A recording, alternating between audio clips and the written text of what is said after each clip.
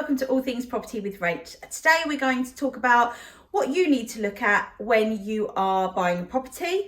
It can seem quite obvious, but once you've made that decision that you're going to buy a property, you've got your finances in place so you know what your budget is, you can be a bit too excited and a bit too raring to go and actually go into it blind, and you can either end up with a huge, great big long list of properties to view that you haven't got time to look at all of them, or you could narrow it down so much that there's nothing left for you to have a look at.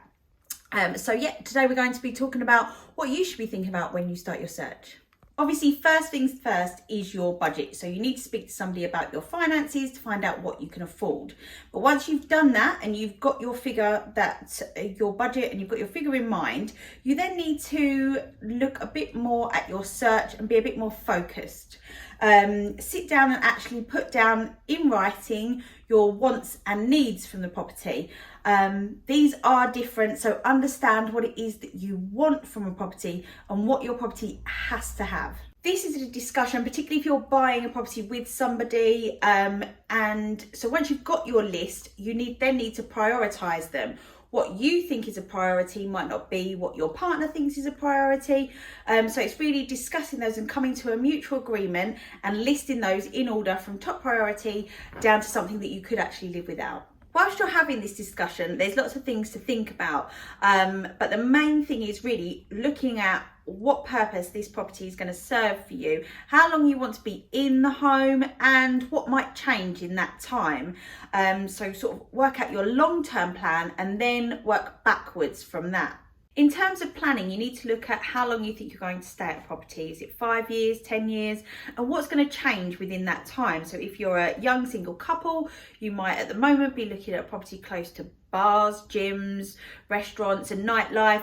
But actually, if you're going to be staying in the property for the 5-10 year period and you're looking to get married and have children in that time, you might actually need to look at, okay, what schools are close to there, what parks, and what playgroups and baby communities and that sort of thing. So your priorities could change whilst you're living there. So you need to think about that as well as what you need immediately. This is also something you need to think about when you're looking at the size of a property. Is it going to grow with you? Have you got children at home now that are going to be moving out?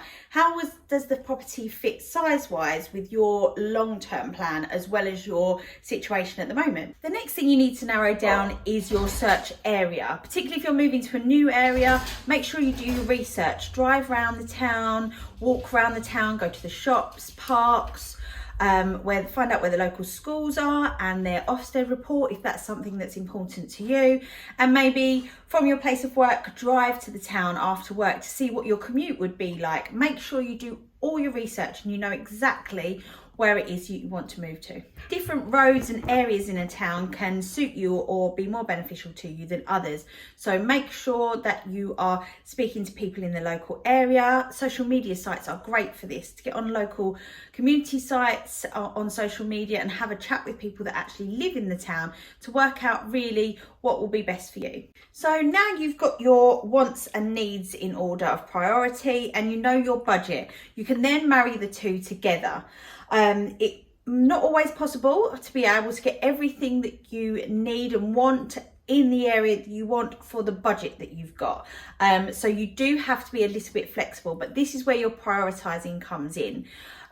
When you're looking at properties, go back to your priority list, revisit that, and start to narrow your search down by taking off some of those things that aren't so much of a priority to you and the things that you can live without.